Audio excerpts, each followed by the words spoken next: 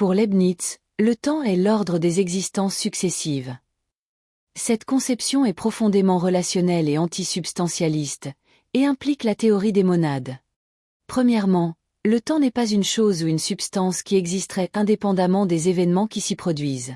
Il n'y a pas de récipient temporel vide qui continuerait d'exister même sans rien à l'intérieur. Le temps est une relation, un ordre entre des existences. Deuxièmement, cette relation est spécifiquement une relation de succession. Les existences, ou événements, se suivent les unes les autres dans un certain ordre, créant ainsi des relations d'antériorité et de postériorité. C'est cette structure d'ordre qui constitue le temps lui-même. Troisièmement, puisque le temps n'est qu'un ordre relationnel, il est conceptuellement dépendant des choses qui sont en relation. Sans les monades, les substances simples qui constituent la réalité fondamentale pour Leibniz, et leurs états successifs, il n'y aurait pas de temps. Cette conception s'oppose directement à la vision newtonienne du temps absolu qui coule uniformément indépendamment de tout. Pour Newton, le temps existerait même dans un univers vide. Pour Leibniz, cette idée est absurde. Sans existence successive, parler de temps n'aurait aucun sens. Un exemple simple, si tout l'univers était gelé dans un état parfaitement statique, puis reprenait son cours, nous ne pourrions pas, selon Leibniz, distinguer si une pause temporelle s'était produite ou non. Car le temps n'est pas quelque chose qui s'écoule en soi, mais simplement l'ordre des changements d'état des choses. Cette conception relationnelle du temps est remarquablement moderne et préfigure certains aspects de la théorie de la relativité, bien que dans un cadre métaphysique très différent. Imaginons un univers leibnizien simplifié avec seulement 3 monades que nous appellerons A, B et C.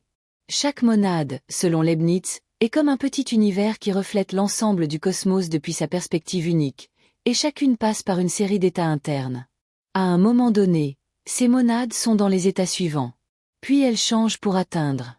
Et ensuite, pour Leibniz, le temps n'est rien d'autre que l'ordre de succession de ces états.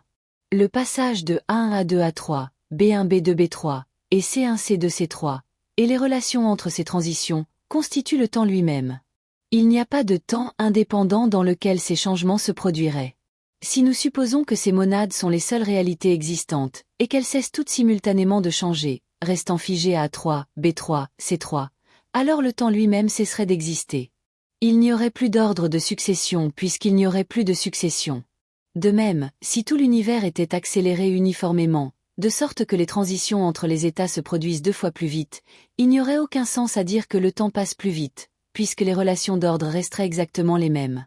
C'est uniquement la relation entre les changements qui constitue le temps, pas une quelconque vitesse d'écoulement absolue. C'est pourquoi, pour Leibniz, parler d'un temps qui existerait sans les monades et leur changement d'état est littéralement vide de sens. Ce serait comme parler de la hauteur sans objet ayant une dimension verticale.